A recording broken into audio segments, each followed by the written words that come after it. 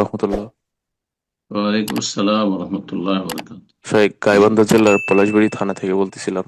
প্রশ্নটা প্রশ্ন আসলে কর। তারাবি সম্পর্কে।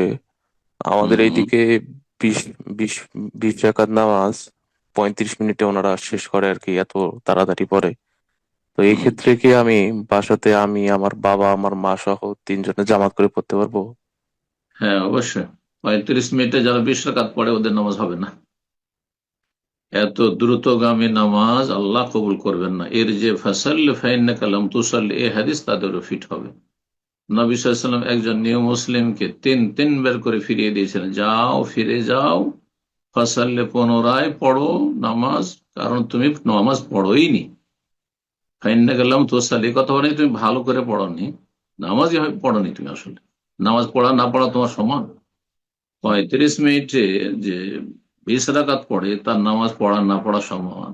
এই সালাত জায়েজ নয়, পড়াও জায়েজ নয়, কবুল হবে না। আল্লাহ তাআলা আলাম। পড়বেন না তাদের সাথে। যে ফরজটা যদি ধীর স্থির হয়ে পড়ে পড়ে চলে আসবে, যেহেতু ফরজটা পুরুষদেরকে জামাতি পড়তে হয়, তারপরে বাসায় পড়বেন, এটা বেশি উত্তম। আর ওদের ওই ওই কোয়ালিটির আপনার তারাবি ওদের কেন, যে কেউ পড়ুক, হবে না। জি, আমি পড়লেও হবে না। জি, বারাকাল্লাহ ফিক।